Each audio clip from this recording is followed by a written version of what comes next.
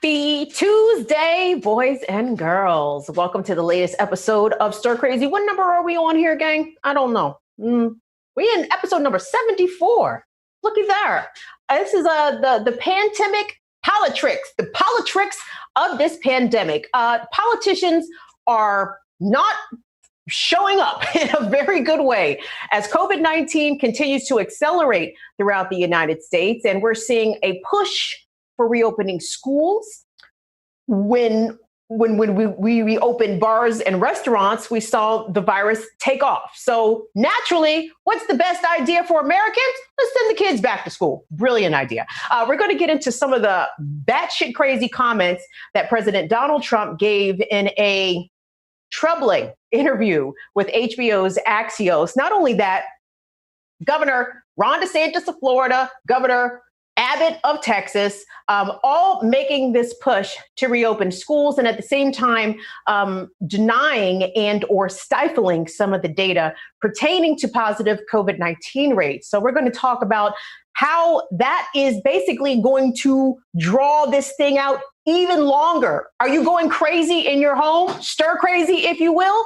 Well, we may be in lockdown through 2021. Hell, maybe even through 2022 at the pace that we're going. So we're going to get into those discussions. Also, Congress on the brink of taking their August recess, their August vacation, still have not come up with any plans to help people that have been impacted economically. We have record high unemployment rates, people's stimulus money been gone. And where is Congress? They let this deadline expire for the federal additional, supplemental unemployment insurance payments, that extra $600 a week that a lot of people were getting. Well, that was wrapped on July 31st. Where's the extra money? Well, it could take several weeks for that to even come about, and they still have not even decided on a plan. A useless bunch of folks here in Washington, D.C. We'll talk about that. Also, what else is going on? I'm scrolling down here just a smidge. Talking about how the police brutality is still ongoing, despite the fact that the Black Lives Matter protests have been unfettered, uninterrupted for now several weeks. But we have some disturbing video of police harassing, terrorizing a Black family in Aurora, Colorado, after they were mistakenly suspected of being in a stolen vehicle. Well, of course, that was some bullshit, but it didn't stop the cops from handcuffing a 6-year-old girl, having her face down in the pavement. We'll have that coming up as well. And of course, folks, always want to hear from you in the comments, in the chat. We love you. Hit us up that way. And shout out to everyone who is watching us on Twitter via Periscope. We appreciate you tuning in. You can always hit us up via email, stircrazy@therealnews.com. Well, it's time for us to bring in our fantastic panel. We got a good one for you today, kids. Joining us, his name is Marcus for America, Marcus Ferrell, political consultant all the way from Atlanta, Georgia. We're also joined with housing and climate advocate Rachel Eve Stein, and one of the founding members of Baltimore's Chinatown Collective, Leandro Lagera, joins us here today. Folks, hi, bienvenidos. Thank y'all so much for being with us. Hey. Thanks for having us. What's happening? Okay, guys. Well, what's happening, Marcus, is your president is out here sounding, now we know Trump gets up sounding batshit crazy every day, whether or not it's via his Twitter feed or if he, wanders down the hall and finds himself in the press room at the White House where he could just spew feces at the press corps. But he gave this really crazy interview with Axios where, he was being challenged significantly by journalists. I think his name is Jonathan Swan, gave him some really, really tough questions. And Trump, well, he trumped it up. Let's take a listen. Take a look at some of these charts. I'd love to. We're going to look. Let's look. And if you look at death, started to go up here's again. one. Well, right here, the United States is lowest in numerous categories. We're lower than the world. Lower than We're the lower world? than What does that Europe. In what? Look. In what? Take a look. Right here. Here's case death. oh, you're doing death as a proportion of cases. I'm talking about death as a proportion of population. That's where the US is really bad. Much worse than South Korea, Germany, etc. You can't do that. You have Why to go. can't I do that? You have to go by where. Look, here is the United States. You have to go by the cases. The cases. Why are not there. as a proportion of when population? We have somebody. What it says is when you have somebody that has where there's a case. Oh, okay. The people that live from those cases. It's surely a relevant statistic to say if the US has X population and X percentage of death of that population versus South Korea. No, because you have to go by the cases. Well, look at South Korea, for example. 51 million population, 300 deaths. It's like, it's crazy. You don't know that. I do. It's on you the. don't know that. You think they're faking their statistics? South Korea? I won't get into that because they have a very good relationship with the country. But you don't know that. And they have spikes. Look, here's Germany, low, 9,000. Here's one right here, United States. You take the number of cases. Okay. Now look, we're last, meaning we're first. Last? I don't know what we're first in. As a what? Take a look. Again, it's cases. Okay. And we have cases because of the testing. 1,000 Americans are dying a day, but I understand on cases, it's different. No, but you're not reporting it correctly, Jonathan.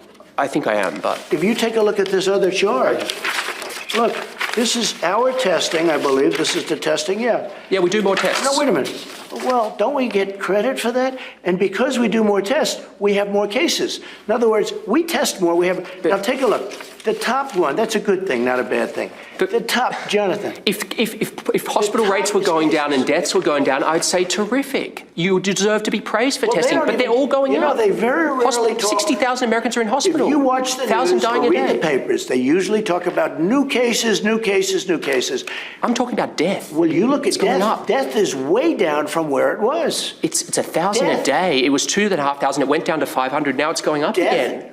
Excuse me, where it was is much higher than where it is right now. It went down and it went up again. But now it's going down again. It's going up. down in Arizona. It's going down in Florida. Nationally, it's going down in Texas. Take a look at this. These are the tests. It's going down in Florida? Yeah, it leveled out and it's going down. That's my report as of yesterday. Well, Marcus, not as many people are dying now as there were several months ago. So if we're last, we're first. So that means we're winning. I am so troubled by this entire video, Marcus. Go ahead. Yo, Trump's a sex demon. First. That was a masterclass in gaslighting. He looked like a disheveled, cheap-ass divorce lawyer that will make you lose all your money. And he also doesn't know what per capita means, right? It does, as neoliberal as he is, it does make me long for the days where Barack Obama at least could have a full-fledged conversation and prove his points without having to shove papers in someone's face. It's almost like you need to believe me because I'm right and I've been right about so much. And this is just further evidence that once in a one-on-one, when facts are presented to him or against him, he can't handle himself. And he doesn't even know what to say about COVID-19. And that's dangerous for us. He literally, I believe this is the same interview where he said he's done more for Black people than anyone else, right? Like anyone else. So when I think about Trump and I think about this interview, I think to myself that he didn't even prove any point. He was just blabbering his mouth. And if at this point, if you're still a supporter of his, then you just want to have a racist white man as president. And that's probably the at the end of the day, that's it. I mean, Rachel, we're watching the total suspension of reality. And damn it, it would be hilarious if it wasn't so fucking tragic. If people weren't losing their lives, upwards of thousands of Americans are dying per day from COVID. And we are not even, we're in August and we still have a ways to go before the end of this year. The numbers could be even more staggering than they already are. And the fact that this president doesn't hesitate to try to spin the ravages of this pandemic upon this country is galling. Yeah, I mean, I agree with everything that you said, everything that Marcus said. One thing that I was feeling was almost this like sense of satisfaction that Jonathan Swan was like actually asking him real follow-up questions. I feel like it's what any person, like any sort of slightly above halfway intelligent person, has wanted to yell back at the TV, or has just wanted someone to say to him. And it felt really nice to finally have somebody really, really challenge him and not just kind of push back a little bit and then retreat, but like go in and not just give up in a couple of seconds when he starts saying stuff, actually treating him like he is the president of the United States. And so he should have a good answer for this stuff. Answer, plan, strategy. Something. Leandro, something. I mean, this president's plan is to reopen schools, as he has tweeted numerous times, including today, well, within the past 24 hours, he tweeted, reopen schools. Sir, you're going to send the kids out there to die. And he does not have a problem purporting disinformation, Leandro, but how are we to interpret this? Because I feel as though there is no faith at all in the federal government with him at the head of leadership as it pertains to ending this pandemic the way, well, not say ending, flattening the curve, the way other countries have done. Italy has done a brilliant job at this. Sweden has done a good job at this. South Korea kicking COVID ass. But the United States, my God, we could be stuck with this at this level for truly an extended period of time if things keep going the way that they are, the way that Trump is misleading this country. I mean, first of all, I thought Jonathan Swan's shoes were really nice, but I didn't really learn much from this interview. But I think, like, respectfully to Rachel, I don't know if we really are asking the right question, because we're saying that reporters should push Trump because maybe he is a reasonable person or he isn't completely incompetent. But I think the questions we should be asking is, why do you want to kill so many people? I mean, he's not dense. His team's not dense. They know they're killing people. And most of those people are brown and black communities. And there's a reason for that. Like Marcus said it, like, if you still support this guy, you're supporting a racist white man. Of course you are. People still support this guy. And then he is intent on, purging the population for some reason or another. And those are the questions I think we need to ask, not that, why did you bumble the COVID strategy? I mean, maybe it's not a bumble to them. And that's the one insidious thing that we're not even thinking about, that maybe this is intentional. Yeah, I did an interview with a professor from the University of North Carolina at Chapel Hill, Kia Caldwell, about how in Brazil, same here as the United States, COVID is disproportionately killing Afro-Brazilians and indigenous Brazilians. The same, I mean, it's almost a mirror image, truthfully, when we look at Brazil and when we look at the US. And both nations are cagey releasing the racial data about how COVID is impacting communities of color. But at the same time here, gang, what Professor Caldwell says, genocide is not necessarily about intention, it's about impact. So if you were, planning to try to kill large swaths of so-called undesirable populations, like I'm sure black and brown people are to Donald Trump and his ilk, you've succeeded with COVID-19. This guy's not a fan of anything that is science related, right? Like, matter of fact, in the same sentence that he decides to say, in the same light, he says, well, let's move the election back to January 20th. He wants to open the damn schools back up, right? So now he wants to kill your kids. Not only black people, like brown people, poor people, but now he wants to kill your kids. You know why he wants to kill your kids? Because they're getting educated. And he hates education. He hates anything positive. He hates our kids getting educated. He hates voting rights. He wants to figure out the best way to take us out, take people of color out. That's why he wants to extend the election. He wants to see exactly how much damage COVID-19 can really do. I mean, one day he's wearing his mask. The next day he's not wearing his mask. He's sending all kind of mixed signals. And, I am used to a sort of presidency where even from down to the color of a suit, to the mannerisms, to who a president speaks to, there's a lot of meaning behind it. Trump's, I guess, silent signal is racism and hatred. And that's sort of the calling card for this guy at this point. So what are we gonna do about that, right? Like, and I bring this up because it's a perfect opportunity for my party, the Democratic Party, to actually like take advantage of these things and be like, Trump, you're an idiot. But I don't think they're taking as much advantage of it as they should be. And yes, we're hitting Trump for all his foolery and tomfoolery, but he's leaving the opening that we could just take so much of an advantage of and actually get Joe elected and then work on getting Joe ass out. But that's a later story. Well, speaking of which, Congress, just bullshitted basically the entire month of July, right? They had many, many weeks to do something, to craft a second stimulus for the American people, not for these dickhead corporations and companies. But we know the American people are struggling. There's so many people out there, food insecure, housing insecure, evictions are looming. People are running out of their unemployment insurance, which expired, or at least the supplemental federal part of it, the extra $600 a week in your check expired July 31st. And here we are, August the 4th, and there is no plan in place. And Congress decided to cram, wait to the last minute. The paper was due Saturday, and here they are Tuesday, still asking the professor for an extension. And I wanted to take a look at Treasury Secretary Steve Mnuchin, along with Trump's chief of staff, Mark Meadows. This was Saturday after a round of contentious negotiations with Democrats on what the second stimulus should look like. Let's take a look at that.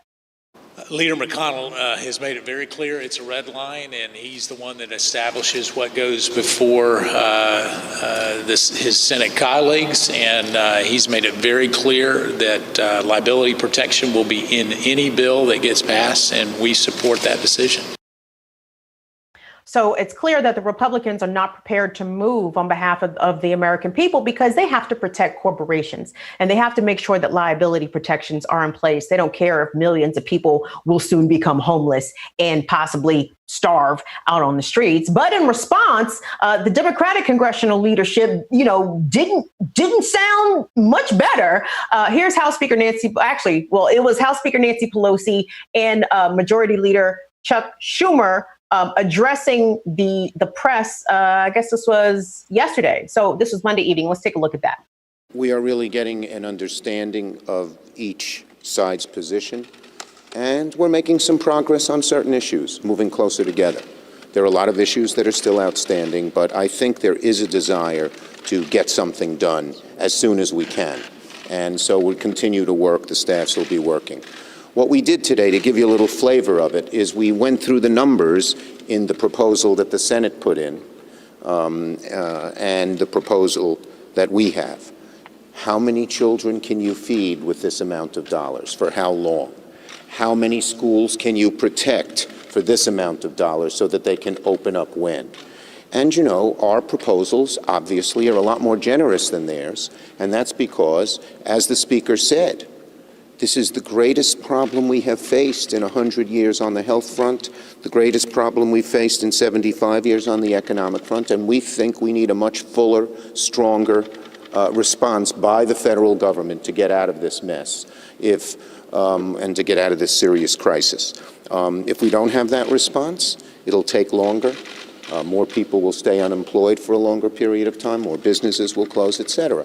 But by going through these specific numbers and what each side thinks they can do with their dollar allocation, it really helps us understand that and move together in a better direction. And that's what we spend time doing.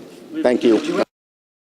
Is that what you spent time doing, Chuck Schumer? In the meantime, people are not sure how they're going to keep their utilities on, as a lot of these protections that were in place over the past few months are set to expire or have already expired. Rachel, when I watched Chuck Schumer and Nancy Pelosi and say that, we're really trying to come together and we're really trying to figure out what each side wants, what about what is needed for the folks out there? Because I'm looking at this 30, 60, 90 days from now. And if nothing substantive is passed through Congress, we are truly going to see like Dust Bowl type conditions in this country. What the fuck is taking them so goddamn long to get something together? I don't feel as though the Democrats are arguing necessarily in good faith, despite the fact that the House did pass something, the CARES Act, their version of the CARES Act 2 some weeks ago, and it's been languishing in the Senate, but they knew Senate Republicans weren't going to go for their proposals. Yeah, that video is incredibly infuriating to me. First of all, I just don't want to hear anything about two sides anymore. Just like anyone saying two sides about anything, like makes me just want to like bang my head against the wall, because there's not really two sides. And also, I thought his word choice was really troubling. The fact that he was saying our package is more generous. Like, this isn't about generosity. This is about humanity. And this is about the Democrats actually treating Americans like they are people, who should live, period. And so I just reject the idea that there is really much wiggle room with this at all. And I really wish and hope that the Democrats will just put their foot down and say, you know what, like, this is our line. This is what we're not going to cross, because this is something that they really haven't done. And I've just been waiting for them to do, and to weather all of the, stupid narratives that, the news is going to come up with. Because I think people are really hurting and they really want to see somebody stand up for them in a real way, in a real human way. Leandro, I mean, who is politically in the driver's seat in your opinion? I mean, who has the upper hand and who has the leverage? And what, in your opinion, would be the thing that would get axed as part of some sort of compromise? Would it be the liability protections? Because Mitch McConnell's like, nope, that's a red line. That's not going to happen. Is it the amount of possibly a second stimulus check, or is it the unemployment insurance? That could be a negotiating tactic there. I think the Republicans have proposed $600 a week down to $200 a week, which ain't shit. Who's got the juice here, in your opinion? I'm going to echo what Rachel said, and I don't know if there's a side that has the juice per se. But it feels like they're talking about the wrong things, whether or not it's additional stimulus money or whether or not there's liability protections or whether or not kids should go to school. I don't really care, because none of them are starting these pressers with, how are we going to prevent more people from dying, right? Like, isn't that the tantamount position here? Like, we can't throw them in the streets because they'll get COVID and they'll die more. So we should keep them at home, abate rent, whatever what we need. But people still need to survive. They still need to eat. So add some stimulus money. But like the question, like, over 150,000 people have died, and no politicians are talking about that every day. And I'm sure they're mentioning it. I'm sure they're talking about it, but shouldn't that be the priority, to make sure no one else dies? And then open up the economy, then send kids back to school, but figure out a way where no one else will die from this disease. I mean, Marcus, it seems like this is like capitalism's last gasp almost. I feel as though, the Republican leadership, White House and congressional leadership understand that the situation is extremely dire. So they're trying to help corporations wring out the last few drops of labor from people, of money from folks, as much as they can before the whole thing goes to shit. I remember Kanye West getting in trouble for saying George Bush doesn't care about black people, right? Y'all remember that? Yes. Fundamentally, he did. Fundamentally, that motherfucker didn't, right? Because capitalism doesn't care about poor people, including black people, right? So I'm gonna take this a step further, because we're talking about Congress. Rachel mentioned something about generous, right? You got to understand, Congress, the average net worth of Congress in general is $511,000, right?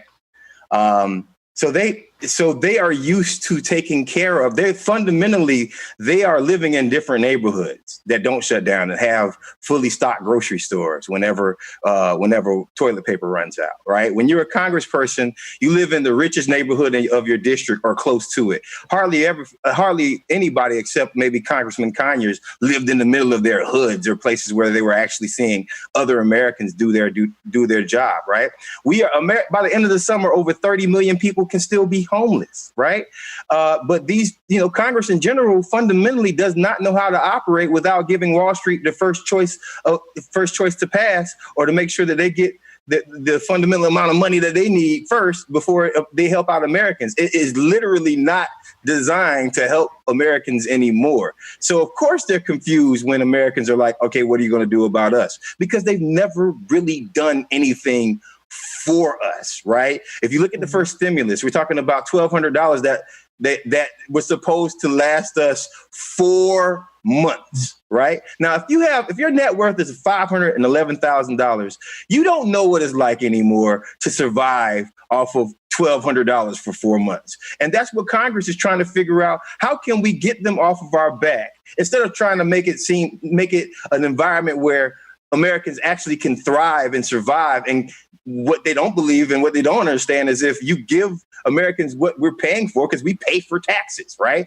We pay for y'all to help us in times like this. What they could do is actually help us out and then watch the economy skyrocket. But instead, they're still trying to help out Wall Street using this 1984-85 thought process of trickle-down economy, and it's never going to work. It's already been disproven, and they don't want to give us direct help. So they're going to find themselves with a whole bunch of sick, homeless Americans. That's going to, at the end of the day, there's going to be the downfall for a lot of politicians. What I hope Americans just take note. I hope Americans start actually looking at their congressional representatives and say, you didn't do shit for me, and you're expecting my vote again and again and again and again when I'm literally hungry, homeless, and you're sitting back in one of the richest neighborhoods in this district. It has to stop. Something has to happen. Well, let me ask you guys. Oh, go ahead, Leandro. Just one thing to add to what Marcus is saying. This next stimulus package or any other monies that Congress adds on isn't about a return to normalcy. I mean, the damage has been done over 4 months, right? People's savings are gone. This is just, the developmental damage to children has also been it's already done and wiped clean. This is just about plain survival. And I don't think Congress understands that, right? They think that, if we give them additional money or whatever, people will go back to their normal lives. Those lives are forever gone. And, any sort of additional money is just eking out till the next time we'll need another stimulus, because COVID's not going away anytime soon. Especially not with these yahoos out here refusing to wear masks and social distance and take the steps to prevent the spread of COVID. But panel, I got to ask you, okay, so it's pretty clear. State's not here to save us. They don't care whether or not we eat. They don't care whether or not we're housed, whether we're healthy, whether or not we have access to COVID-19 testing, whether or not our medical professionals are able to keep up with the pace of this accelerating virus. So what can people do to save themselves at this point? There was a brilliant video that I saw on social media, and I meant to grab it, but I forgot. It was in New Orleans, outside of the courthouse, where landlords were showing up to begin eviction proceedings against tenants who had quite obviously not paid their rent, but they were turned away by a wall of protesters. We were like, fuck that. You're not coming in this courthouse to try to kick people out of their homes. I mean, are we definitely at that point where if you're a renter, do you simply refuse to both pay your rent and leave? You know what I mean? We have to resort to guerrilla tactics at this point because, like Leandro said, it's 100% about survival right now. Survival. Right. But here's the thing. And I'm not by any means knocking those protesters, but we got to think about this also. If you are a landlord and you happen to own a building, you need to figure out some money that comes to you too. And that's not happening for them. They're not getting bailed out either. So at the end of the day, the government is willing to let all facets of our economy fall just because they can't get off their asses and actually create a policy that's actually going to work for everybody. Here's a thought. How about you pay people enough money so they can pay their rent so the landlord won't have to even go up there in the first place? But instead of doing that, we have a Congress that's only willing to make major moves for multi-billion and trillion-dollar corporations, giving these guys handouts, and these guys are pocketing this cash. It's not like they're actually putting this money back in the community. Yeah, you might give some money to a HBCU. Yeah, you might give some money to, some kind of organization. But for the most part, you got that government stimulus back in March, and you put that money directly back into your pockets. But there is a healthy way to actually do this. When you give people enough money to pay their bills, and it's not like we aren't owed this money. The government thinks that Wall Street is owed all the money. Instead, and not realizing that every single day, every single person who's watching this show right now pays taxes. It's that simple. If you pay taxes, you should be eligible to be able to live during a fucking pandemic. And excuse my language, but American government is just not doing enough right now to actually make that happen. Yeah, I mean, I don't think we're too far away from for real riding. I mean, if you thought people was in the streets tearing shit up over George Floyd and Breonna Taylor, when the hunger really hits, baby, it's going to be a whole nother scene. I mean, Rachel, how do people protect themselves right now? Like the help, it's not coming. And if it's coming, it's already too late for it.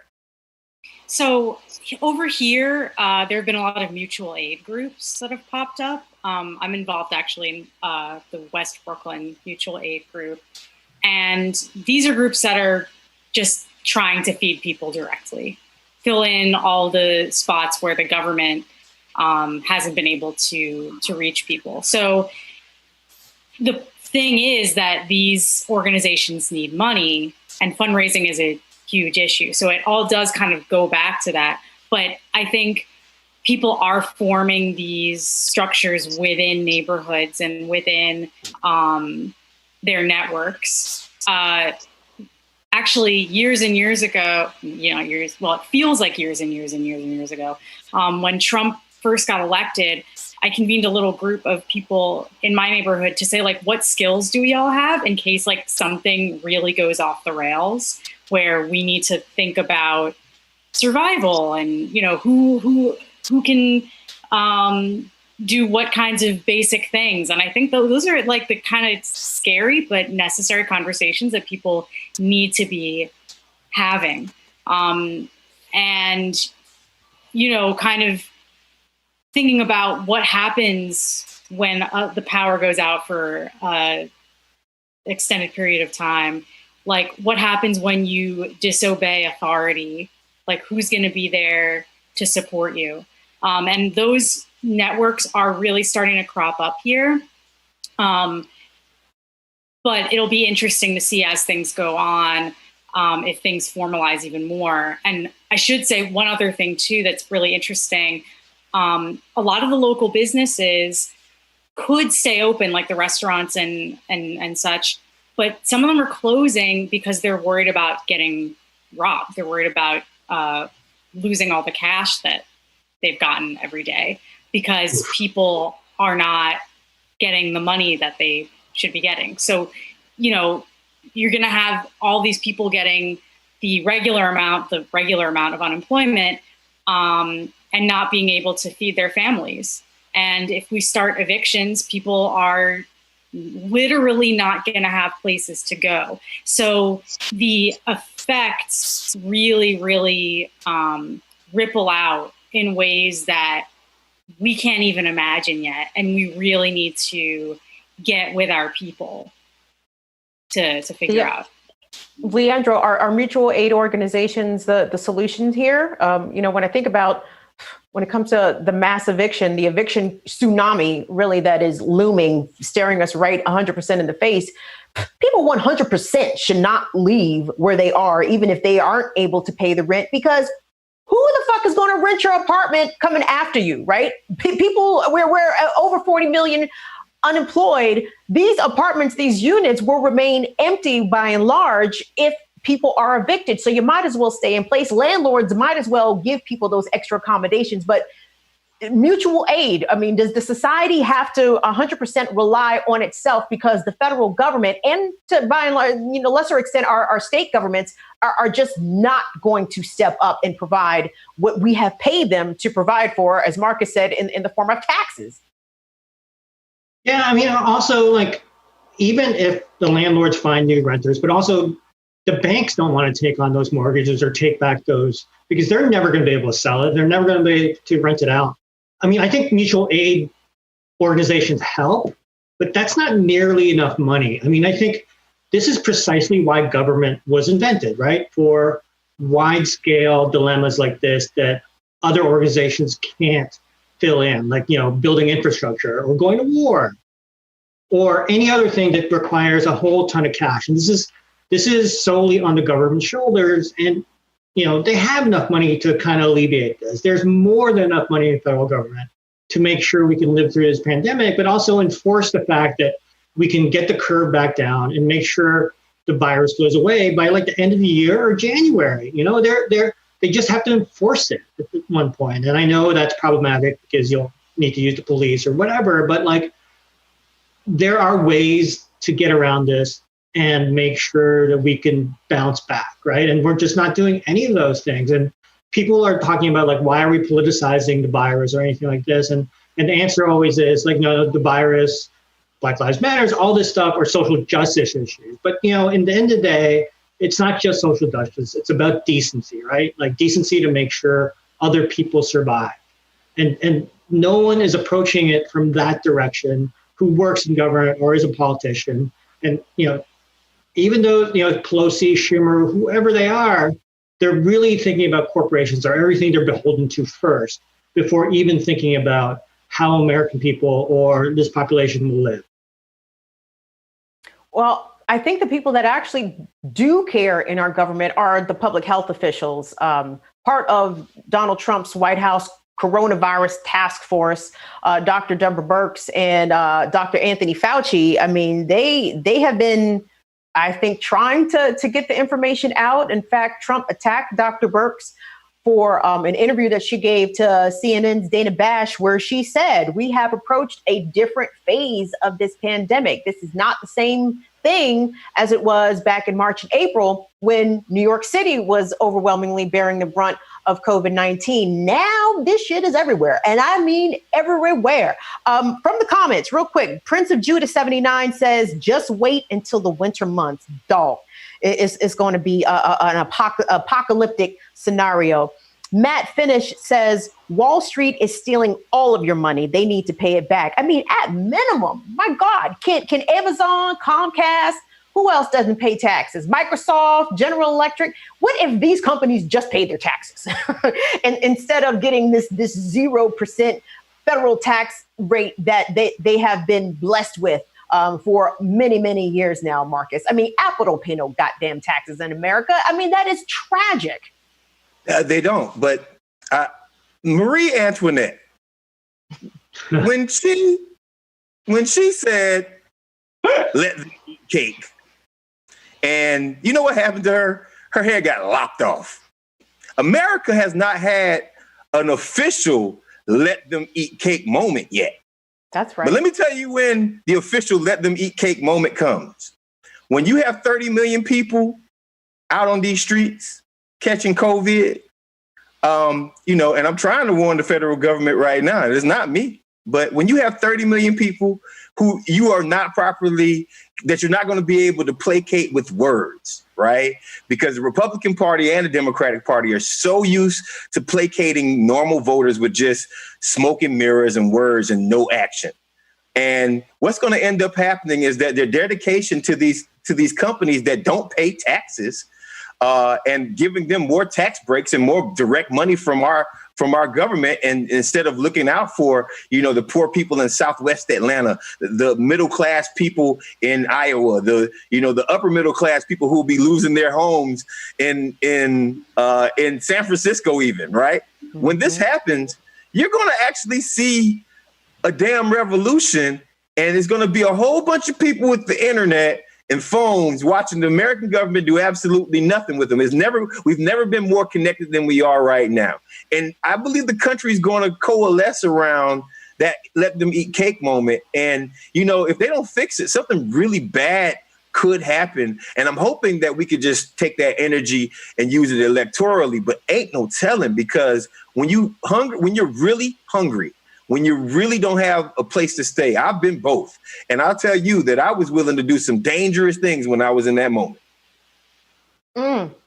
Yes. I mean, when the stomach start growling and the heat stop working, then my heat start working. I'm going to rob me a person, catch him sleeping while he out in the open, and I'm going to get him. I mean, it could go down exactly like that. And I don't know if y'all saw on Twitter, the CEO of Tesla and SpaceX, Elon Musk, was talking big shit. He was telling the people, he said, y'all don't even have guillotines. What are you talking about? Y'all not coming to chop off nobody's heads. Y'all ain't even got no guillotines. I said, oh boy, Elon Musk, they gonna make you that #1 draft pick on the guillotine team, honey. I want us to move along, gang, because obviously COVID is doing its thing across the United States.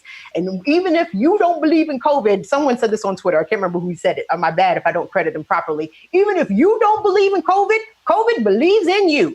And for reasons that I understand, and it makes my head explode, so many places are trying to reopen schools. It's August, it is back to school time, and a number of cities have decided that, yes, they will do 100% distance learning. I know here in the DC, Maryland area, most of the major school systems have decided that they will go 100% distance learning and not a hybrid of sorts. But that's not the case in other places. In fact, this week, Indiana public schools, at least portion of them, did reopen. And on day one, there was a case of COVID at a junior high from, I think he's 12 or 13 years old, but we do have the report. Let's take a look at that, Dwayne. No way that you can completely keep that out of a school corporation with 4,400 kids, or even if you have 300 kids in a school, you're likely going to have it at some point. The 4th school district to open in central Indiana this week already has a student who tested positive for COVID-19. A Greenfield Central junior high school student who was awaiting results tested positive. Superintendent Dr. Harold Olin says their plan was immediately put in place. We immediately pull that student from class. We isolate them in a specific place in the clinic, get the kid home. We start doing contact tracing, which means we go to those teachers, we get a seating chart, we find out who is in a close proximity to them. And I use that term close proximity. It means within 6 feet for 15 minutes or longer. That's why I was really hesitant to send my children back to begin with. Patricia Wood's daughter is an 8th grade student who is part of the 15% in the district participating in virtual learning at home. I mean, it was really a no-brainer for me. Like I said, the numbers have just gone up so fast in the last couple weeks. The Hancock County Health Department says your child should not be attending school if they have COVID symptoms, been tested and are awaiting results, been in direct contact or around someone who is tested positive, or has a fever of 99.5 degrees. I mean, not only are you risking your family, but you're risking everybody else's family as well. And it's just not worth it. Superintendent Olin says some families requested to keep their kids home after learning of the positive case. We want to work with families. We are here to serve this community. For us to maintain this long term, we just need to make sure that kids are coming to us healthy. To make sure that kids are coming to us healthy. Well, they might show up healthy, but we know that obviously COVID is being spread primarily through asymptomatic carriers, right? And according to new research, let's take a look at some of that stuff. It has been determined that, yes, young kids are quite the carriers of the COVID-19 virus. I mean, and we know how germy and filthy children are generally, right? I mean, I think none of us are parents here, but I like kids, but kids are nasty, okay? And parents, y'all know that when you send your kid to school, if one kid or two kids gets a bug, your kid gets it, and then it goes all through your house, okay? Well, we're not talking about something benign like the common cold. This is COVID-19, which may not be deadly to your child, but it could be deadly to you if you have an underlying condition, or deadly to people who have compromised immune systems, or who have, or are elderly, or a variety of reasons. And we don't have enough research about how this virus works. So I am just floored by the fact that most children cannot attend school without vaccinations, right? You can't send your kid to school if they don't have TB, tuberculosis, smallpox, all shit that can kill you. But yet we are perfectly comfortable opening up and sending kids back with COVID-19 being quite active throughout the community. And this was proof positive in Georgia, Marcus, your neck of the woods. Let's pop that article up, Dwayne, where it was a YMCA camp, right? The outbreak, I mean, hundreds of children tested positive for COVID-19. And it was determined that while the camp followed most of the CDC guidelines, there were two critical ones that they did not follow. One was keeping doors and windows open to try to get some better air circulation through the indoor spaces. And second of all, it was only the camp staff, the adults, were required to wear masks, not the kids. So all that bullshit Trump talked about, kids can't get COVID, bullshit, they can get COVID. And there's been some children who have died from COVID. But most importantly, kids can spread COVID. And that is what I think is being overlooked, in at least coming from the White House and from those who are so anxious to reopen schools here, Marcus. I mean, really, this is a power play to get parents back to work. You got to send the kids back to school if the slaves got to get back out in the field, right? Right. Listen, first, again, I mentioned it earlier, Trump is a fool, and he wants to push an election back at the same time that he wants to open up schools, right? So that shows you the hypocrisy of this jackoff. Secondly, like, don't ever forget Georgia is bordering Florida. So, you know, there's that down here. Third, man, like, you know, high schools are a petri dish, and kids are nasty. And, you know, your little fast ass daughter or your cousin or whoever, she going to be trying to, high school kids are going to do what high school kids are going to do. Middle school kids are going to do what middle school kids are going to do. And elementary school kids are going to play with Play-Doh, put stuff in their mouth, eat crayons, and pass it to their friends like it's a blunt. So at some point, it's going to come back to haunt us.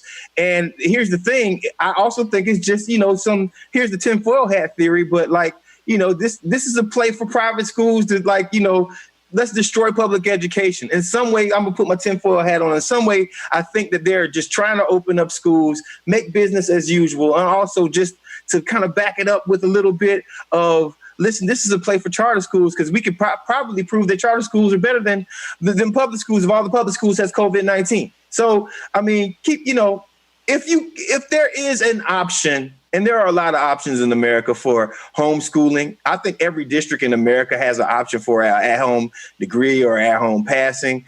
And if you're at home and you're a parent, I know it's hard. I know your kids get on your nerves, but keep them kids at home. Like, pull them out of school. I know that sounds crazy, but if you can, and you can possibly pull it off, you should probably try to keep your kids home until COVID-19 clears up, because unless it does, we're gonna see the fastest spread of this virus as soon as those schools open up, and it's going to hit places that it never hit before. And hopefully it starts hitting Trump's constituency and Governor Kemp's constituency. Even though I don't wish COVID on anyone, it has to be some, you know, well-off or poor white folks who think it's a joke to actually start getting hit by for these policies to change. I got to beg to differ with you there, Marcus, because here's the thing. America talks all this shit about how much we care about kids. Sandy Hook proved to us that they didn't care about kids. They don't give a shit if the kids die. They don't give a shit if the kids get shot at school. And these were white children. And I knew from that point on that America did not care at all about its youth. I mean, Rachel, I feel like we're at a grand opening, grand closing kind of moment where, you know, some of these school districts who are trying to move forward with, I suppose, what are the best laid plans, trying to social distance kids, which is like herding cats, some form of it, right? Like, what is it going to take here to tragically make it clear that the environment is not safe right now for in-person learning? Yeah, I mean, look, I agree with what Marcus was saying. I kind of want to put on my hat, also my tinfoil hat, because as we were just talking about before, in terms of this virus hitting communities of color the hardest, who do you think has to go to the public schools and is not going to be going to all these fancy private schools where, they're definitely not going to have kids, and where actually a lot of the more well-off parents around here are doing these pod things where they're going to homeschool kids in like small groups, and they're trying to hire teachers for like what equates to like a 6-figure salary to teach their kids. And so then imagine you're a teacher, like you're just trying to get by and also, not get COVID. That puts teachers in a really, really weird spot. And then of course, just makes everything worse for the public schools. I just don't know how they're going to function. Because most people I know, most of the teachers that I know, really do not want to go back to school. And I got to figure that we're going to be seeing a lot of strikes, especially in the states that are not right to work. Because that's one area where the unions are actually fairly strong, especially here. And that's kind of what I'm waiting for, what I think might be a breaking point. Because Sandy Hook didn't do it. So I honestly don't know what the breaking point is unless it is your kid. Unless it is someone getting sick, unless it is you specifically, and we have to reach a critical mass of the people who have experienced this stuff directly, have experienced a loss before anything happens. And I'm not sure exactly when that critical mass occurs. Yeah, a lot of people are calling for Trump to, hey, you want the kids to go back to school, sir? Send Burns' ass back to school first, along with your 10, 11 grandchildren, President Trump. Make sure your family, why don't you lead by example and send the Trump kids back to school and show the rest of us how it's done. Leandro, what is the end game here for the education plan during the pandemic? So the one thing I want to say is 2020 as a whole tinfoil suit, painted tan. I mean, it's more than just a hat in my mind.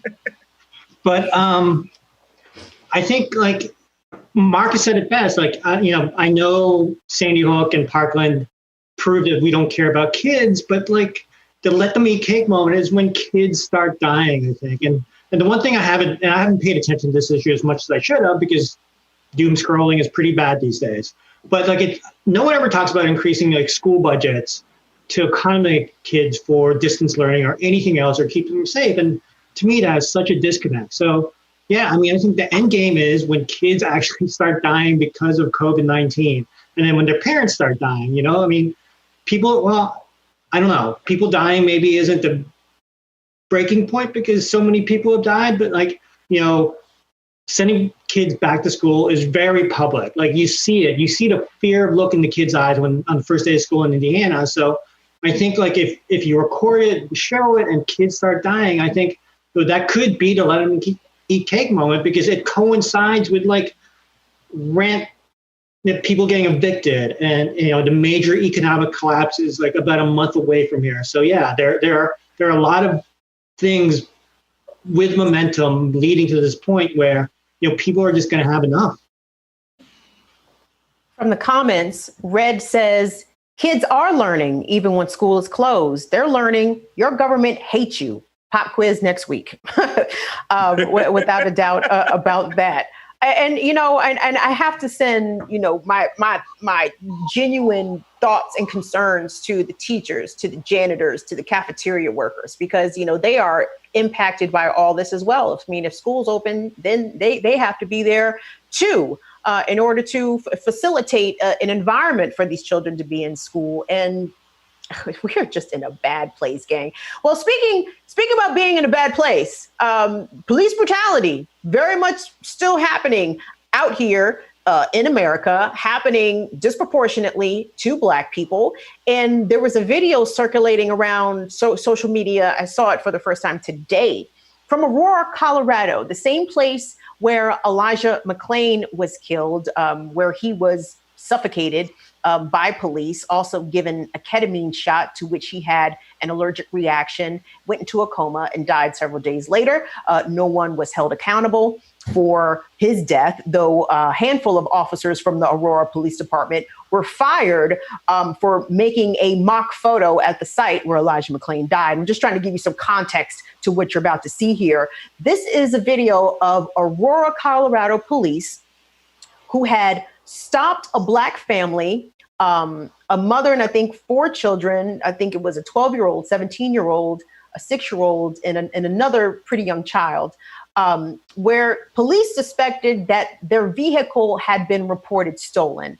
But later on, they came to discover that, in fact, the license plate to which they believed belonged to the stolen vehicle actually belonged to a motorcycle. Mind you, this family was driving in a van. So I want you to see this video, but it is disturbing, but I can tell you automatically that no one, thankfully, lost their life, but this family was absolutely traumatized and terrorized by the police. Let's take a look at that.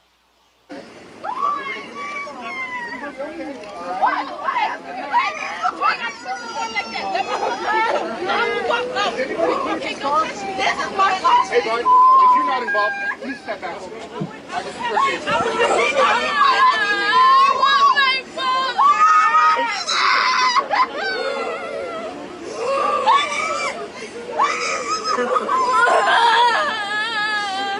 Can I have my sister next to me? Let me get you rolled up on your side. No! Okay. You okay right No! now? Can I have my sister?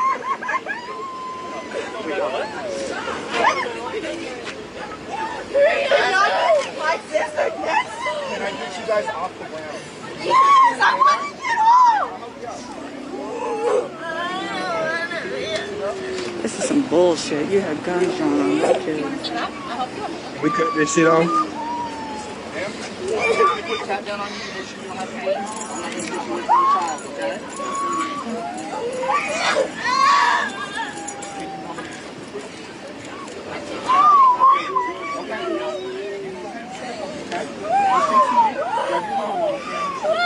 Can y'all get my auntie's phone so I can call my aunt? We're going to take care of that in a second. Did you guys see that 6-year-old on her stomach, handcuffed behind her back? You know, people shouldn't question why certain communities want to burn this country to the ground. But the simple fact that this doesn't happen to white people. It just doesn't. It just does not happen to white people. But it happens to Black and brown people and indigenous people all the time. I mean, Marcus, my heart was breaking watching and, more importantly, listening to the cries and terrified screams of that family. I mean, how helpless the mother must have felt to know, first and foremost, that they didn't do any fucking thing wrong, that they had the wrong people, period.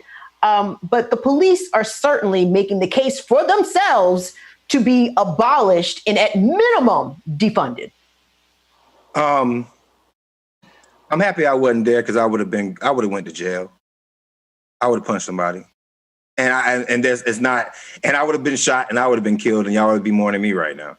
Right. But I think about my niece. I think about me. I think about my mama, right? Like, that's somebody's mama. It could be my sister. It could be my auntie. That girl is the same exact age as my niece. The boy is the same exact age as one of my nephews. And cops lack empathy, man. When they see our skin tone, they lack empathy because you don't have to diffuse the situation by laying everybody down on the concrete and then standing there looking like complete fucking idiots instead of doing the right thing when you see a 12-year-old or a young kid basically just crying, knowing for a fact that you could physically control the kids. I mean, maybe even the adults, but that doesn't even cause for it. It's terrifying, it's angering, and it also shows that the Aurora Police Department, that the Minneapolis Police Department, that APD, Atlanta Police Department, is bigger than just training, right? Like, you have to have a complete disconnect from a community, because nobody that you look like when you get home from work and you pull off that police belt, nobody that you look at or look like or play golf with or play basketball with or play video games with, because you know they're playing Call of Duty because they're like, they have this warrior army mentality. Nobody you know is black. So if you had empathy, you would have a subtle understanding that you can't put, kids in handcuffs on a concrete and traumatize them for life, because that's traumatizing. Shit, watching it is traumatizing. I hope every white person watches this understands why we say defund the police, because I don't want them. Do I want cops in my neighborhood anymore? Do I want cops to even see me? Right? I'm much more of a fan of self-policing at this point than having to be, affected by bad policing tactics that will embarrass me, that will hurt me forever, that will anger me, and that will also like if I had children or my nephews see it, that will keep them scared from cops. So fuck the police right now. Rachel, the Aurora police chief, or the interim police chief, made a statement where she said that we first want to offer apologies to the family involved in involving a police stop of their vehicle yesterday. It goes on to say, we have been training our officers when they conduct a suspected stolen car, they should do what is called a high-risk stop. This involves drawing their weapons and ordering all occupants to exit the car and lie prime on the ground.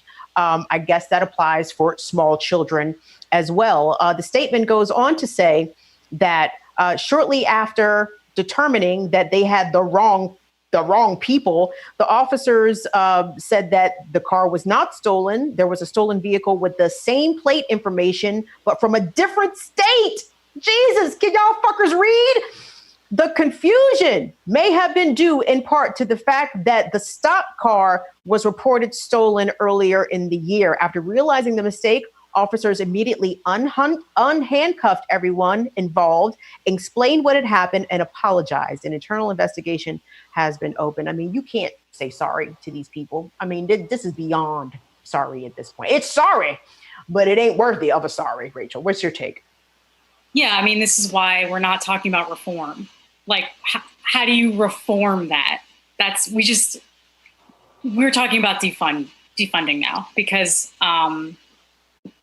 there's nothing that could be like improved in that situation or in that kind of stop or whatever. I think what was most affecting was seeing that little 6-year-old girl on the left, or boy, I'm not sure, but and I, like, from my eyes, that's like a baby.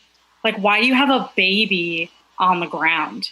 Why couldn't the officers have just, even if anything, had one of them escort the kids somewhere else or whatever? Like, just even the slightest bit of humanity in this situation. It just boggles my mind. I guess I don't think there's very much more to say, because it just reinforces everything that we've been saying about defunding the police, about, all of these sort of half-assed measures not really coming up to anything. And I'm sick of just apologies like that. That doesn't do anything for me in this case, and I'm sure it doesn't do anything for the family. I mean, Leandro, how can police officers be retrained to not look at a 6-year-old black body and a 12-year-old black body as a threat? I mean, why else would you handcuff someone and order them to lay on the ground unless you were afraid of them? These are children, kids, period, pose no threat to you. I mean, I'm not suggesting you beat children, but if you needed to beat a child, it could be easily done by an adult who is heavily armed, right? You don't need to force the children on the ground in the summer in handcuffs. But this is about being afraid of Black people and making sure that Black people understand their place as subservient to law enforcement in every way, shape, or form. I mean, I have a couple thoughts about that. And I think Marcus said it best about Call of Duty and that warrior mentality. I mean, that's basically just small dick energy, right? Like that warrior mentality needs to go away in terms of the way police think about policing, right? Secondly, you know, the one thing that you need to take away from this video is that 6-year-old wasn't crying because she was in handcuffs. She wasn't crying because the concrete was about 100 degrees. She wasn't crying because her parents were in handcuffs. She was crying because she thought she was about to die, basically. And that's the way, you know, when Black people get arrested and handcuffed and stuff, they think they're about to die. And, you know, it's haunting, but you need to keep that image in your head, the sound of those cries in your head. And you know, the third thing is like, if Black people have the ability, they need to get the fuck out of Aurora, Colorado, then we need to burn that town to the fucking ground. You know, so none of this stuff ever happens ever again. Incredible. Gang, we're about to get out of here, but there's a couple points that I wanted to make. First of all, I wanted to send our condolences out to Chicago student activist Caleb Reed. Caleb was a teenager. He was very active in the fight in Chicago to get police out of Chicago public schools.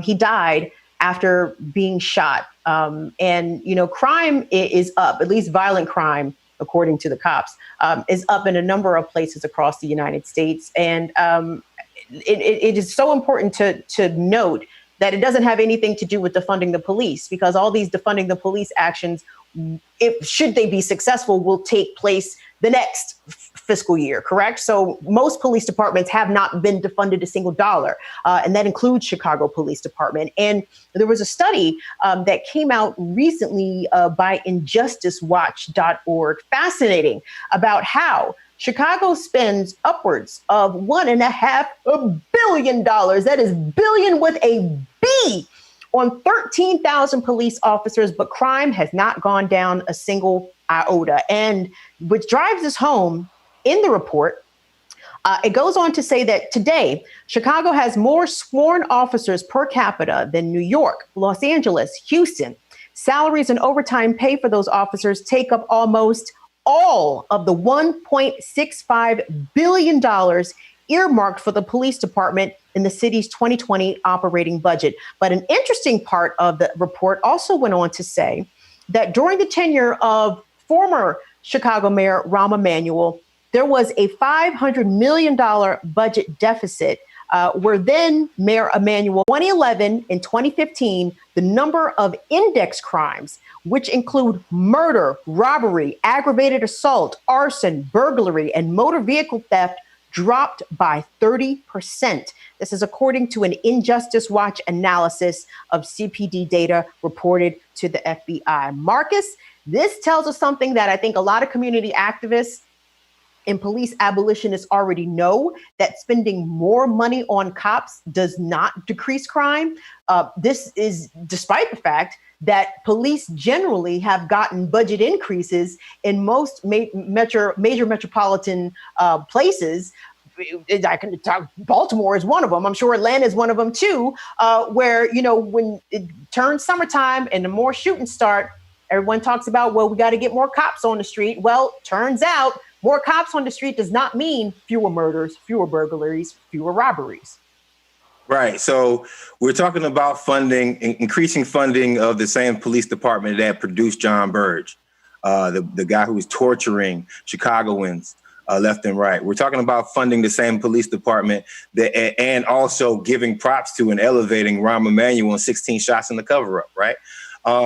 Meanwhile, I want to give a shout out to Jamal Green, the activist up there in Chicago, who is actively putting pressure on Chase Bank's ass on a daily basis for disinvesting, for not giving the same amount of loans that they have to white people in the city of Chicago in comparison to black people by a tremendous amount of money. The reason why I bring this up is because we know that economics and jobs have a direct effect to crime. There's been study after study shown that if there's opportunities, economic opportunities, educational opportunities within communities, including Chicago, that the South Side and the West Side has been historically disinvested when it comes down to schools, when it comes down to infrastructure, when it comes down to job programs. When we talk about Chicago, we're talking about 50 wards that certain wards get favors and other wards get pennies on the dollar. So here's what I'm saying, right? Chicago still hasn't tried this grand process or this grand project called defunding the fucking police, right? And it basically goes like this. Stop giving cops money, start putting money into schools, start putting money into job programs, start putting money into small businesses so they can hire more people on the South Side. The population of South Side Chicago has dwindled in the recent years, and they've all moved to the outskirts of Illinois and basically enforcing gentrification. And we all know that in the process of gentrification, more crime even happens before it gets fully gentrified. So what needs to happen is defunding of the police. It's quite simple. You defund the police. You make sure that these jobs are available for the brothers and sisters that have opportunities, and the neighborhoods will start to defend and also police themselves. And if you notice, just like you said before, the crime dropped when the amount of police dropped. So put that money into education, put that money into jobs, and take it away from the police force that's actively killing us. Rachel, the issue of funding for the police was a contentious one recently in New York City. What was the end result of the efforts by activists to get funding cut for the NYPD? Because a lot of us, well, first of all, New York Police Department really just behaved like guerrillas during all these protests that are still ongoing, and police have been just doing horrible things. But more specifically, the video that we did see last week of plainclothes officers abducting a protester off of the street into an unmarked van. It turns out that squad, the warrant kicking ass squad, whatever they're called, they've been terrorizing New Yorkers for quite some time. But when it comes down to the correlation between money spent on cops and crime, what has been the determination there? Yeah, I mean, to me, it's just same shit, different day. The money that they did cut really wasn't significant, and we're just experiencing the same problems. I understand that when you overhaul budgets and make these kinds of cuts, things take a little bit of time, but there are some things that they could have improved just right off the bat, things that don't necessarily cost money, like just not abducting people off the street and not, beating and tear gassing protesters. That's a pretty simple one. And that doesn't seem to have changed. So I think a lot of the city council members who voted to fund the police, or who voted yes on that disastrous budget, are realizing that they made a pretty big mistake. I mean, Leandro, you've seen this up close and personal when Baltimore has a spike or uptick in crime, shootings, or homicides. The police always get more money. There's not even a question whether when overtime funding goes before the city council, whether or not it's going to get approved. It's usually a rubber stamp type of deal. Yeah, and for some parts, I disagree with Rachel because I think there are some immediate changes that can be made. I mean, the primary one you just mentioned, cap overtime or get rid of overtime, retire a whole bunch of police officers and then sell all your military style equipment. I mean, I think those are easy, fast changes that can make that can shift a ton of dollars away from the police force to education or social services or something else. I mean, I think, I zoned out and kind of am still stuck on the idea that there are police departments in this country that are being funded with billions of dollars, right?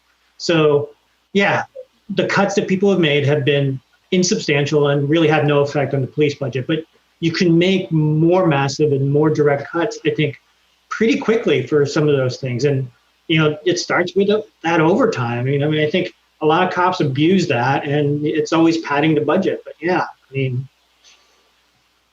I think we're in agreement there. Yeah. Defund the police. Yeah. Abolish. And fuck them.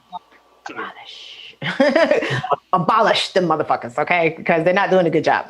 They don't prevent murder, they don't prevent rapes, and they lock people up behind drugs for long stretches of time that is completely disproportionate to the harm or so-called harm that the crime, so-called crime is actually done. But gang, you guys are great sports. Thank y'all for hanging out with us in overtime. Marcus Ferrell, Rachel Eve Stein, Leandro Lagera, appreciate the panel. Hey, everyone that's out there listening, it is primary day. If you live in Arizona, Kansas, Michigan, Missouri, or Washington State. So if you're able to get to your polls and do it safely, I hope to God that there is a safe way for people to participate in today's primary to do that. If you live in those 5 states, so we'll talk about the outcome of some of those races on Thursday when you join us again right here on Stir Crazy. I'm your host, Kim Brown. Folks, have a good evening. Don't let the Rona get you. Wear your mask, wash your hands. Keep your ass in the house as best you can, okay? See you Thursday, y'all. Bye. Bye.